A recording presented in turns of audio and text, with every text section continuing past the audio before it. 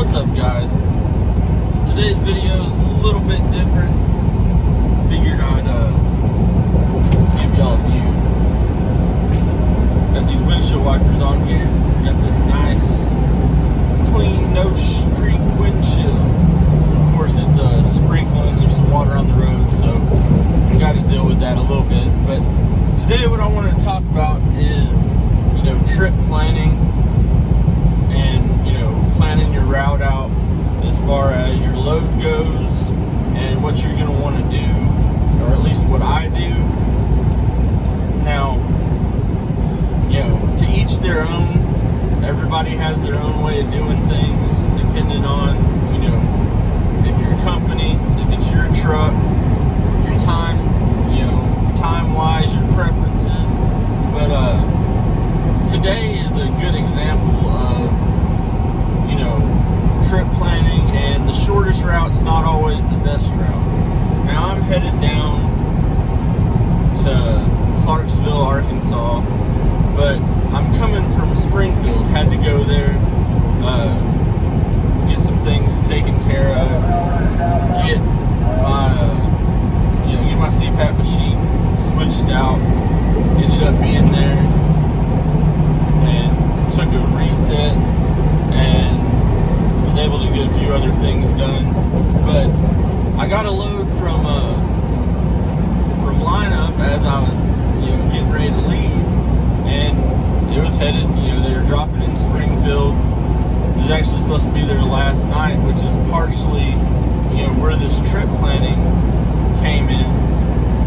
But it was drop and hook down in Clarksville anytime today, midnight to midnight.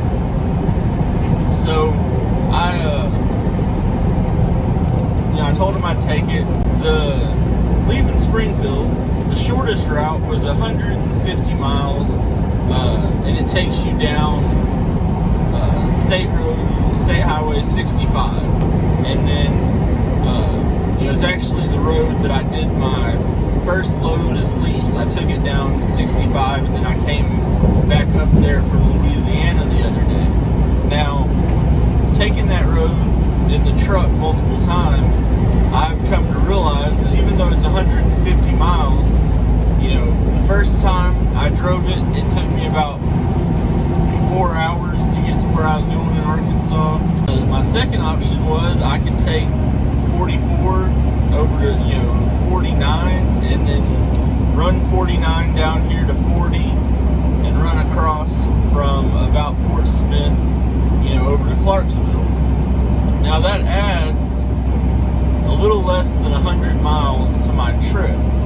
But whenever I was looking, as you can see, it's raining. It's been raining since yesterday. So it's been raining a lot. Roads are going to be wet. I thought I was going to be running in the middle of the night, and I really didn't want to be on that state road where I'm having to do a bunch of 35, 40 mile an hour turns. Speed limit's 55 the whole way. Didn't really want to deal with that. Whenever I did get the load, I still decided to go this way. And the reason is, this way is about 240 miles, but I can run that in 4 hours, no problem. It's mostly interstate. I don't have to worry about slowing down, doing in towns. I don't have to worry about other trucks being on the two-lane road. So I'm able to make the mileage up in time. Now, if I had a lot of time on a load and it didn't have a whole lot of revenue coming, I might consider taking 65. Or if I'm just trying to get back somewhere and trying to conserve that fuel, to take into consideration of the extra miles. Well, if I'm getting 8 miles to the gallon, well, another 80, easy math, 80 miles, that'd be 10 gallons. So I'm looking at probably 11 or 12 more gallons. Right now, fuel's pretty high, but I'm able to get it there that much sooner. Now, I also, ended up getting a pre-plan, and it doesn't pick up till later tonight, so I still would have been okay. But my pre-plan doesn't pick up till 9 o'clock tonight, I'll have this load delivered by 3 o'clock this afternoon. Pick up and empty. I'll have plenty of time to get it fueled, make sure it's washed out, cleaned out, and then I haven't got to look at the information for the shipper, but maybe I can get there, get loaded early, and get some of the miles in tonight. And if not, I'll be able to take a split break in between. I can still run some tonight. Regardless, I can run some of the miles out tonight, get some of those out of the way. I don't have to deliver till the 31st. I think it's about 1,200 miles, 1,300 miles that I have to run this next load. But, I'm going to have some time on my hands, and whereas I ran down 65, especially with it being wet and raining, I'm probably looking at a 5-hour trip, that I need to allow time for. And if I wanted to stop or needed to stop, there's no real good places that I've found along the way on 65 where there's many major truck stops along this route. So, the shortest way isn't always the best way in my opinion. And that's why you have to look at multiple routes. Now, that comes from, and by all means, I don't know everything. I'm far from knowing everything. It's just been a year that I've been out here on my own. But I'm starting to learn different routes. I know different ways of getting places. I know what works best for certain situations. And you just kind of got to keep that in mind. And then, between the GPSs, the looking it up on maps on my phone, pulling out the road atlas if I'm going to be going down back roads or state roads to make sure, weight limits and whatnot. But I have all these different things at my disposal. So I can take those and I can make the best, educated guess on what would be the best option for me. Even on this route, I kind of changed up a little bit as I was going because the GPSs didn't have 49 showing to go through once you get to the edge of Missouri. Both the GPSs wanted me to take 71 and go around and then get back on 49. Well, I was able to now they have 49 going straight through, so I was able to cut about 10 miles off of the distance by just staying on 49 and not having to deal with 71 at all. So, just make sure that you plan everything out and you're planning your route.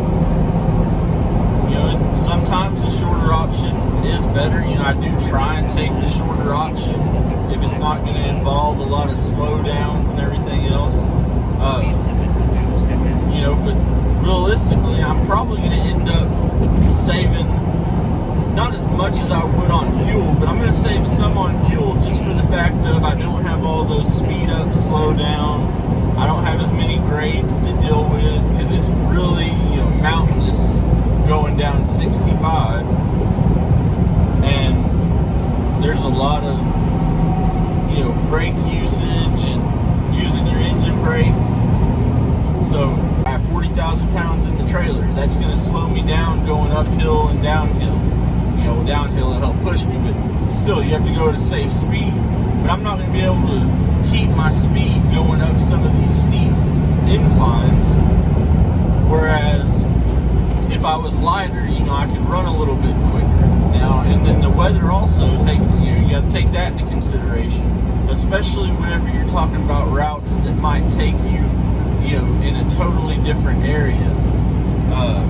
Like if you're going from east to west and, it's saying to run you up through, I don't know, let's say if you're coming from the west coast and it wants you to run through Wyoming and Nebraska and all that up there.